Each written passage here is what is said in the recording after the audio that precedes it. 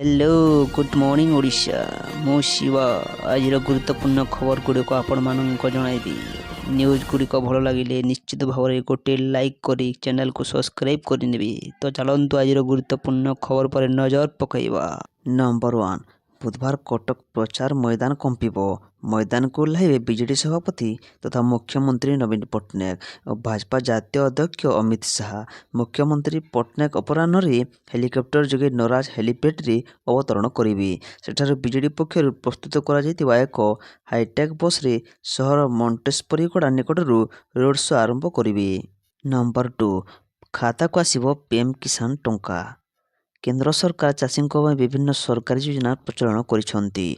प्रधानमंत्री किसान सम्मान निधि सेमध्य अन्यतम।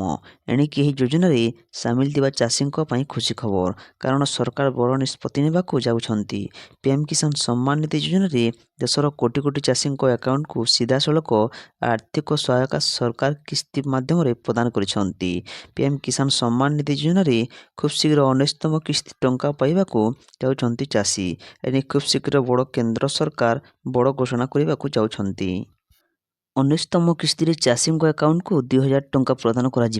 एपर्यंत देशर प्राय 12 कोटी चाषी उपकृत होती। प्रत्येक किस्ती चाषी अकाउंट को 2000 टंका दि जाउछि। यह आर्थिक सहायता पाई चाषी निज चाष काम उत्साहित हो पारुछंती। तेबे खूब शीघ्र 19तम किस्ती को नहीं बड़ अपडेट आसवाक जाउछि, किंतु मान रखा उचित जे योजन सामिल थिबा चाषी टंका पाइबाकू हेले किसी गुरुत्वपूर्ण दिग प्रति ध्यान देबाकू हेबो, नचेत चाषी किस्ती टंका अटकी जाई पारे।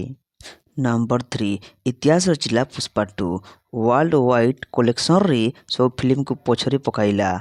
अल्लू अर्जुन को फिल्म पुष्पा 2 फिल्म केवल भारत नुहे दुनिया बाहर जलवा देखाउछि। विदेश में भी पुष्पा 2 रो क्रेज देखा मिली।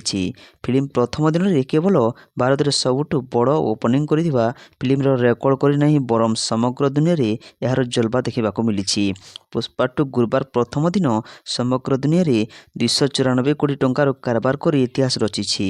फिल्म निर्माता फिल्म रो यह उपलब्धि को नहीं सामाजिक गणमाध्यम रे पोस्ट करिसेंती।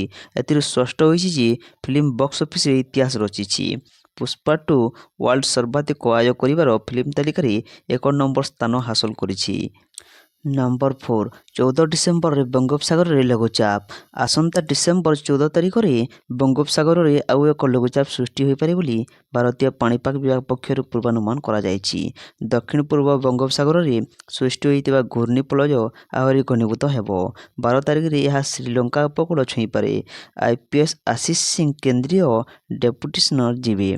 14 रे दक्षिण पूर्व बंगोपसागर रे और दक्षिण अंडमान सागर रे यह लघुचाप रूप नेब। 48 घंटा यह अवपात रूप नहीं श्रीलंका और दक्षिण तमिलनाडु मुहां हो पारे बोली पाणीपाग विभाग पक्षर पूर्वानुमान करा जायछि। नंबर 5 विश्व ऐतिह्य कोणार्क सूर्य मंदिर कढ़ा 121 वर्षर बाली। चतुर्थ पर्याय एएसआई बीडीआर 15 जणिया टीम आलोचना पर निष्पत्ति। विश्व ऐतिह्य कोणार्क सूर्य मंदिर गर्भगृह बाली कड़ा नहीं आज चतुर्थ पर्याय कार्य आरंभ पाई एएसआई पक्षर आलोचना होइछि। 1903 मसीह सूर्य मंदिर सुरक्षा को नहीं गर्भगृह रे बाली भर्ती करा जाई जगमोहन द्वार को बंद करा जाइथिला। सूर्य मंदिर बाली कढ़ा निष्पत्ति पर गत वर्ष सेप्टेम्बर मास 2022 मसीह एसआई बीडीआर पक्षर कार्य आरंभ होइथिला। बाली काढ़ा प्रक्रिया पाई उत्तर पश्चिम कोण रे लोहा बीम काम शेष होइछि। नंबर 6 विवाद पर मुह खोलिले अल्लू। मृतकों परिवार को देले 25 लक्षर सहायता राशि। निकट में मुक्तिलाभ करिथिबा अल्लू अर्जुन ब्लॉकबस्टर फिल्म पुष्पा 2 रो प्रीमियम अवसर में हैदराबाद एक थिएटर रे घटिथिबा दला चकटारे जड़े महिला मृत्यु घटिथिला। एने मुह खोलिछंती अल्लू। तांको एक्स हैंडल रे एक वीडियो पोस्ट कर प्रतिक्रिया प्रकाश करिछंती अभिनेता। एतिसह मृतक महिला परिवार लोकंकु 25 लक्षर सहायता राशि घोषणा करिछंती अभिनेता अल्लू अर्जुन। अल्लू 3 मिनिट 47 सेकेंड एक वीडियो शेयर करी तार कैप्शन रे लिखिछंती संध्या थिएटर रे ନମ୍ବର 7 ଆସନ୍ତାକାଲିଠୁ ଚାଷୀଙ୍କ ଖାତାକୁ ଯିବ 800 ଟଙ୍କାର ଇନପୁଟ୍ ସହାୟତା। କେନ୍ଦ୍ର ପ୍ରଦତ୍ତ 2300 ସହ ରାଜ୍ୟ ସରକାର 800 ଟଙ୍କା ଦେବେ।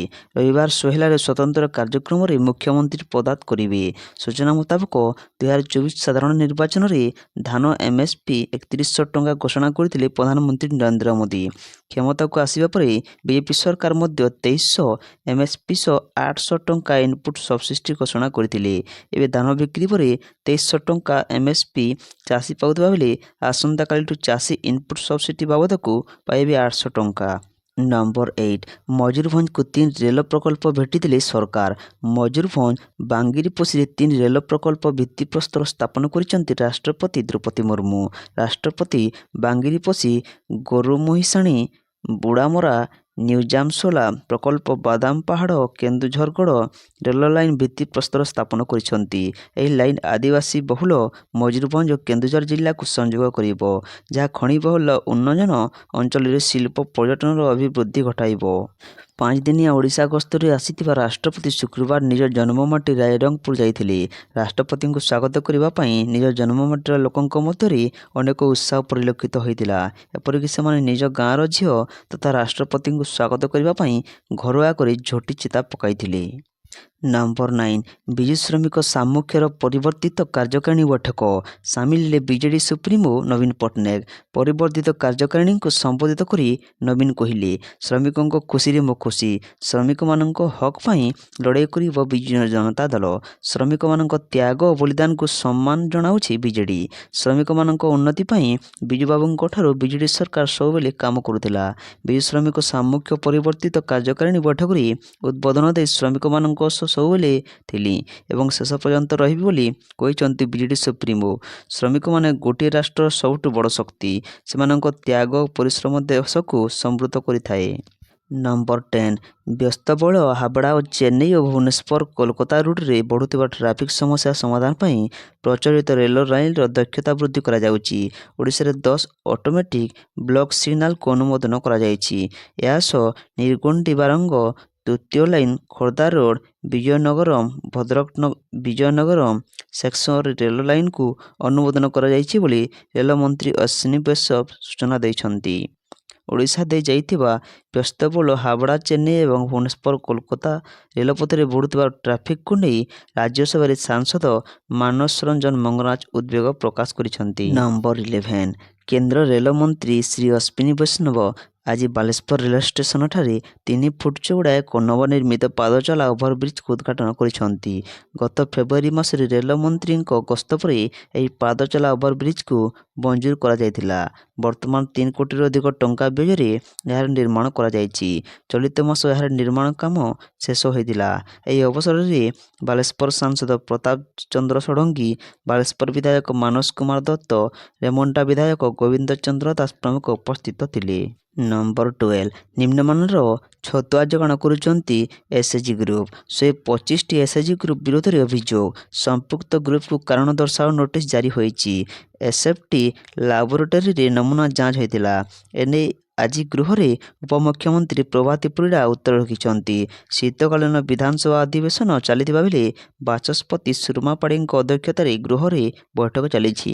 ପ୍ରଥମେ ଗୃହ ଆରମ୍ଭରୁ ବିଧାନସଭାରେ ହୋହାଲ୍ଲା ହୋଇଥିଲା। ପରେ 11:30 ଯାଏଁ ସ୍ଥଗିତ ରଖାଯାଇଥିଲା। ପୁଣି 4ଟା ପର୍ଯ୍ୟନ୍ତ ବନ୍ଦ ରହିଛି। ଉପମୁଖ୍ୟମନ୍ତ୍ରୀ ପ୍ରଭାତୀ ପରିଡ଼ା ଛତୁଆକୁ ନେଇ ଏକ ବଡ଼ ଉତ୍ତର ରଖିଛନ୍ତି। ନମ୍ବର 13 ଦର ବୃଦ୍ଧିକୁ ନେଇ ଏକ ପ୍ରକାର ହନ୍ତସନ୍ତ ହେଉଛି ରାଜ୍ୟବାସୀ। ଆଳୁ ଦର ପରେ ଏବେ ଅଣ୍ଡା ଦର ସାଧାରଣ ଲୋକଙ୍କ ପାଇଁ ଚିନ୍ତାର କାରଣ ସାଜିଛି। ଅଣ୍ଡା କିଣା 6 ଟଙ୍କାକୁ ବିକ୍ରି 9 ଟଙ୍କା। ଓଡ଼ିଶାରେ ଦୈନିକ ପ୍ରାୟ 1,20,00,000 ଅଣ୍ଡା ଉତ୍ପାଦନ ହେଉଛି। ପାଇକାରୀ ବଜାରରେ 6 ଟଙ୍କା 42 ପଇସାରେ ବିକ୍ରି ହେଉଥିବା ବେଳେ ଖୁଚୁରା ଦର ରହିଛି 9 ଟଙ୍କା। ପୂର୍ବରୁ ଆନ୍ଧ୍ରପ୍ରଦେଶରୁ ଅଣ୍ଡା ଆସୁଥିଲା, ହେଲେ ଏବେ ଖୋର୍ଦ୍ଧା ବ୍ରହ୍ମପୁରରେ ଥିବା ଫାର୍ମରୁ ଉତ୍ପାଦିତ ଅଣ୍ଡା ଭୁବନେଶ୍ୱରକୁ ଆସୁଛି। ଆମିଷ ବାରରେ 6,30,000 ଓ ଅବାରରେ 3,15,000 ଅଣ୍ଡା ଆସୁଛି। ନିୟମ ଅନୁସାରେ ଏନ୍ସିଆର ଦର ଅନୁସାରେ ଅଣ୍ଡା ବିକା ଦର ରହିବା କଥା, ତେବେ ଏହାକୁ ଅମାନ୍ୟ କରୁଛନ୍ତି ବ୍ୟବସାୟୀ। ଏଭଳି ଖାଉଟିଙ୍କୁ ଠକୁଛନ୍ତି ବେପାରୀ। ଗୋଟିଏ ପଟେ ଆଲୁ, ପିଆଜ, ତେଲଠାରୁ ନେଇ ଅନ୍ୟାନ୍ୟ ଖାଦ୍ୟ ସାମଗ୍ରୀର ଦର ବଢ଼ୁଥିବା ବେଳେ ସେଥିରେ ଅଣ୍ଡା ସାମିଲ ହୋଇଛି।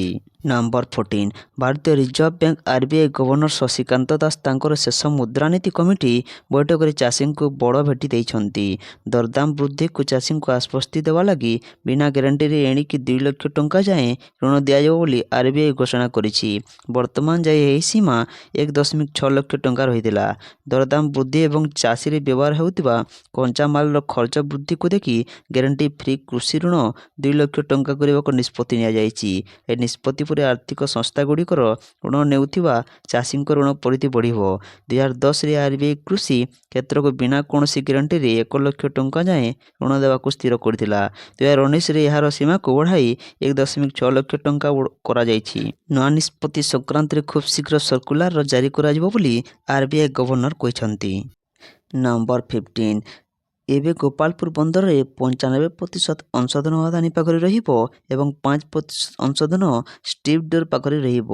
ଗୋପାଳପୁର ପୋର୍ଟର ସେୟାର ହୋଲ୍ଡିଂକୁ ଦୃଢ଼ କରିବାକୁ ଏବଂ ଏହାକୁ ମଲ୍ଟି କାର୍ଗୋ ପୋର୍ଟରେ ପରିଣତ କରିବାକୁ ସରକାର ଏଭଳି ନିଷ୍ପତ୍ତି ନେଇଥିବା କୁହାଯାଇଛି।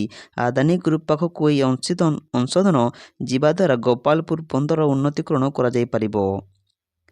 ଏହି ଚୁକ୍ତିନାମାକୁ ରାଜ୍ୟ କ୍ୟାବିନେଟ୍ ମଞ୍ଜୁରୀ ଦେଇଛନ୍ତି। 2010-2017ରେ ଏହି ବନ୍ଦର ଅଂଶୋଧନ ପରିବର୍ତ୍ତନ ହୋଇଥିଲା। ବର୍ତ୍ତମାନ ଗୋପାଳପୁର ବନ୍ଦର 11.43 ମିଲିୟନ ମେଟ୍ରିକ ଟନ୍ ପଣ୍ୟ ପରିବହନ କରୁଅଛି ଏବଂ ଏହାର ମୋଟ ଆୟରୁ 7.5% ରାଜ୍ୟ ସରକାରଙ୍କୁ ରାଜସ୍ୱ ଅଂଶ ଭାବେ ପ୍ରଦାନ କରୁଅଛି। ଫଳରେ ରାଜ୍ୟ ପ୍ରତ୍ୟକ୍ଷ ଓ ପରୋକ୍ଷ ଭାବେ ନିଯୁକ୍ତି ବଢ଼ିବ। ନମ୍ବର 16 ସଡ଼କ ଦୁର୍ଘଟଣାରେ 3 ଜଣଙ୍କ ମୃତ୍ୟୁ ଘଟଣା ଅନୁକମ୍ପାମୂଳକ ସହାୟତା ଘୋଷଣା କଲେ ମୁଖ୍ୟମନ୍ତ୍ରୀ। ମାଲକାନଗିରି ଜିଲ୍ଲାରେ ଶନିବାର ଏକ ସଡ଼କ ଦୁର୍ଘଟଣାରେ 3 ଜଣ ବ୍ୟକ୍ତିଙ୍କ ମୃତ୍ୟୁ ଘଟିଛି। ଏହି ଘଟଣାରେ ମୁଖ୍ୟମନ୍ତ୍ରୀ ମୋହନ ଚରଣ ମାଝୀ ଗଭୀର ଶୋକ ପ୍ରକାଶ କରିବା ସହ ସେମାନଙ୍କ ପରିବାରବର୍ଗଙ୍କ ପ୍ରତି ସମବେଦନା ପ୍ରକାଶ କରିଛନ୍ତି। ଏହା ସହିତ ପ୍ରତ୍ୟେକ ମୃତ ବ୍ୟକ୍ତିଙ୍କ ପରିବାର ନିକଟତମ ଆତ୍ମୀୟଙ୍କ ପାଇଁ 2 ଲକ୍ଷ ଟଙ୍କା ଲେଖାଏଁ ଅନୁକମ୍ପାମୂଳକ ସହାୟତା ଘୋଷଣା କରିଛନ୍ତି।